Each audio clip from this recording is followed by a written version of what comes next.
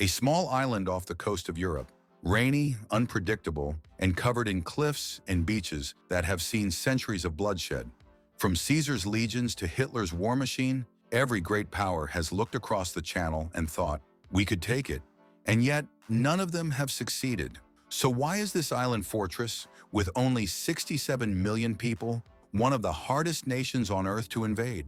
The answer isn't simple, it's layered. Geography, weather, technology, and even the people themselves. By the end of this video, you'll see why Britain's defenses don't just rely on walls or weapons, but on something far deeper: history, strategy, and survival. Stay with me, because this isn't just a story about one country. It's about why, even today, the United Kingdom remains unconquered, and why anyone who tries would almost certainly fail. Let's start with the most obvious but most powerful reason Britain is so difficult to invade: the geography trap. Britain's biggest shield isn't made of steel, it's water. The English Channel may look narrow on a map, only about 21 miles at its thinnest point, but in practice it's a nightmare for any invader. Most wars in Europe are fought across land borders.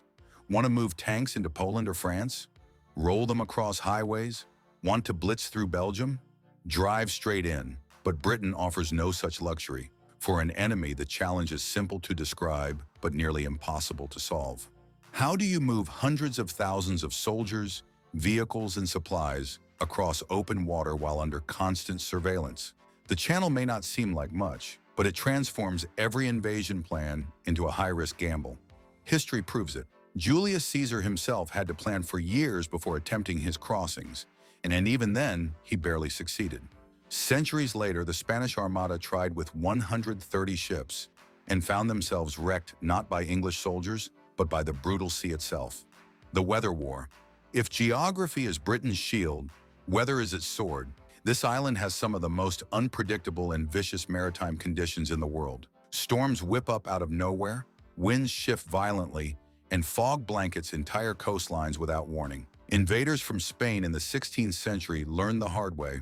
Their Grand Armada wasn't defeated primarily by English cannons, but by storms that tore their fleet apart, leaving survivors limping back home. Napoleon studied those same waters centuries later and decided not to risk it. And Hitler, despite his military genius, saw the Channel storms as one more nail in the coffin of his invasion plan. Even in the 21st century, modern militaries can't completely tame nature. Yes, we have advanced ships, radar, and satellites, but rough seas still slow down operations. Fog still blinds pilots. Storms still scatter fleets. No invader can ignore the fact that the UK's weather is itself a ruthless defender. But let's imagine for a moment that an enemy fleet survives the storms and manages to cross the Channel. What then? They face something far more dangerous than rain or waves: the Navy barrier. For centuries, Britain's Royal Navy has been its pride, its weapon, and its identity. At its height in the 18th and 19th centuries, the Royal Navy didn't just defend Britain, it controlled global trade routes, destroyed enemy fleets, and projected power across the world. Today, while smaller, it remains one of the most advanced maritime forces on Earth. At the center are the Queen Elizabeth-class aircraft carriers, floating fortresses capable of launching F-35 stealth fighters anywhere, anytime. Surrounding them are frigates, destroyers, and submarines, designed not just for defense, but for offense. And speaking of submarines, the UK's Astute-class subs are silent hunters, lurking in the depths. These machines are so quiet and so lethal that if an enemy invasion fleet ever tried to cross, they would likely never make it past the halfway point before torpedoes began tearing them apart. For an enemy, getting across the water is only half the battle. Surviving Britain's Navy makes it feel impossible. But let's say, by some miracle, an invasion force manages to land on British shores. What happens next? That's where Britain's air defenses turn the sky itself into a battlefield no enemy wants to enter. The air shield. If an enemy fleet somehow touches British soil, they won't be left alone for long. The Royal Air Force is designed to ensure that no hostile plane, missile, or helicopter operates freely in British skies. Start with the Eurofighter Typhoon. Sleek, fast, and deadly, these jets are capable of patrolling the skies at lightning speed. They don't just intercept enemy aircraft, they dominate them. With advanced radar and missile systems, a Typhoon can engage targets long before the enemy even realizes it's been detected. Then there's the Sky Sabre missile defense system. Unlike older defenses, Sky Sabre uses cutting-edge radar to track dozens of targets at once, striking aircraft and missiles with pinpoint precision. For an invading force, this means even long-range attacks are far from guaranteed. And here's the game changer. Britain's air defense isn't isolated. It's integrated into NATO's massive surveillance and response network. That means the instant Britain detects a threat, allies like France, Germany, or the United States could already be scrambling jets. An invasion of Britain isn't just an attack on an island. It risks waking the entire NATO alliance.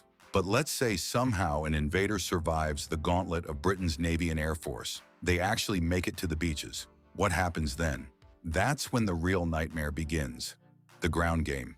The UK doesn't have the largest standing army in the world, but it doesn't need to. What it has is one of the most professional and battle-tested forces anywhere.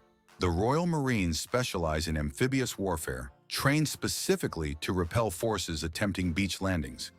These are soldiers who thrive in brutal conditions: cold water, rocky shores, and chaotic battles. They're not just defenders, they're hunters.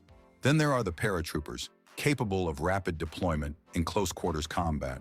Add the Gurkhas, legendary for their fearlessness and skill with both rifles and blades. And at the very top, the Special Air Service, or SAS, arguably the most elite special forces unit in the world. These operators are experts in sabotage, reconnaissance, and unconventional warfare. For any invader, holding even a small beachhead would be nearly impossible under the relentless pressure of these highly trained units. And that's just the professional soldiers. Because Britain has another layer of defense that's impossible to measure on paper, but devastating in practice: the will of its people, civilian resistance. History shows that the British population has never taken invasion lightly. During World War II, when German bombers pounded London and an invasion felt imminent, Winston Churchill didn't just prepare the military, he prepared the people. Plans were drawn to turn the countryside into a guerrilla nightmare, with civilians ready to sabotage railways, cut communications, and ambush enemy patrols. That same spirit hasn't vanished. An enemy that sets foot in a British town would face not just soldiers, but citizens who refuse to roll over. The UK has centuries of identity built around defiance, from resisting the Spanish Armada to withstanding the Blitz. Any invader would find themselves fighting not only armies, but the stubborn determination of a nation. But even if we push this nightmare scenario further, let's say an invader somehow survives the geography, the weather, the Navy, the Air Force, the ground forces, and the civilians. There's still one final wall they cannot break: the nuclear deterrent.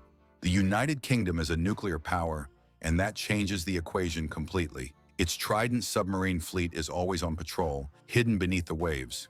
At any given time, one of these submarines is silently moving somewhere in the oceans, undetectable, carrying enough nuclear firepower to obliterate entire cities.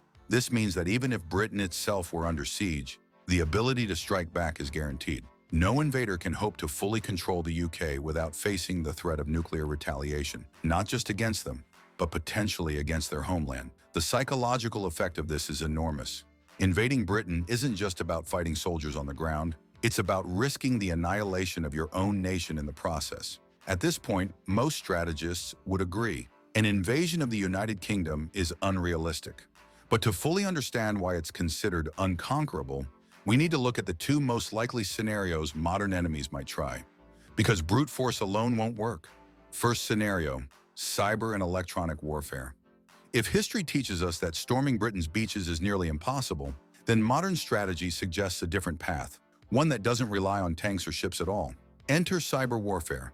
Imagine a coordinated, large-scale attack designed to paralyze Britain before a single soldier moves.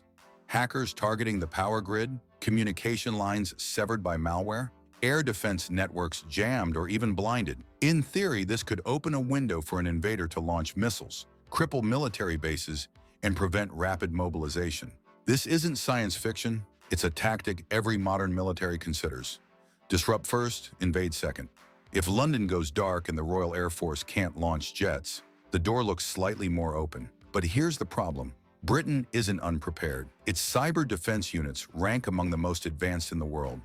The Government Communications Headquarters, GCHQ, is one of the most secretive and capable intelligence agencies on Earth. They don't just defend, they attack. Any cyber strike against the UK would likely trigger an equally devastating counterstrike, targeting the attacker's infrastructure, financial systems, and communications.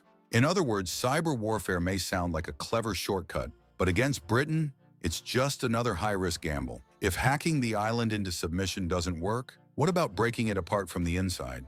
Scenario 2. Internal destabilization. Conquering Britain with soldiers may be impossible, but what about conquering it with ideas, divisions, and politics? This scenario is less about tanks and more about patience. Instead of launching missiles, an enemy funds propaganda campaigns. Instead of rolling troops into London, they fuel separatist movements in Scotland or Northern Ireland. Instead of bombing military bases, they push disinformation on social media, weakening trust in government, sowing anger between political factions, and turning citizens against each other. This strategy has been used in other countries with alarming success. Destabilize a nation from within, wait until it tears itself apart, and then step in as the so-called peacekeeper. For Britain, it's theoretically the only invasion plan that could bypass its geographic and military strengths. But here's why it's still unlikely to succeed. The UK has some of the oldest and most resilient political institutions in the world. Its intelligence services, the MI5 and MI6, are experts at counterintelligence, surveillance, and rooting out foreign influence. Any attempt to fracture Britain from the inside would run into centuries of experience in resisting both external threats and internal strife. And even if internal divisions flared, any foreign power openly stepping onto British soil under the excuse of peacekeeping would immediately trigger NATO's Article 5, the collective defense clause that treats an attack on one as an attack on all. So while destabilization may seem clever, it too runs into the same problem as every invasion plan before it. Britain isn't standing alone, which brings us to the real conclusion. After centuries of attempted invasions, storms, wars, and even hypothetical modern strategies, what's the truth about conquering Britain? It's not one factor, it's the combination. Geography ensures that no army can simply march in. Weather punishes any who try to cross the seas. The Royal Navy and Air Force add layers of high-tech destruction to anyone who approaches. Ground forces and civilian defiance make holding territory a nightmare. Nuclear deterrence makes the very idea suicidal. And on top of all that, Britain isn't alone. Its alliances, especially NATO, mean that invading the UK isn't invading one country. It's inviting the wrath of some of the most powerful militaries on Earth. This is why Napoleon walked away, why Hitler couldn't pull the trigger, why every strategist since the Roman Empire has stared across the channel and realized this will not end well. Invading Britain isn't just hard, it's a near guarantee of defeat. So the next time you look at that rainy little island on the map, remember this. Beneath the gray skies and green hills lies one of the most unbreakable fortresses in history. An invader would face the sea, the storm, the navy, the skies, the soldiers, the citizens, the nuclear arsenal, and the weight of entire alliances. It's no wonder Britain has remained unconquered for centuries. And if you're thinking about trying, honestly, save yourself the trouble. Book a vacation instead. You'll get the fish and chips, the castles, the rolling countryside, without the Royal Navy blowing your fleet out of the water.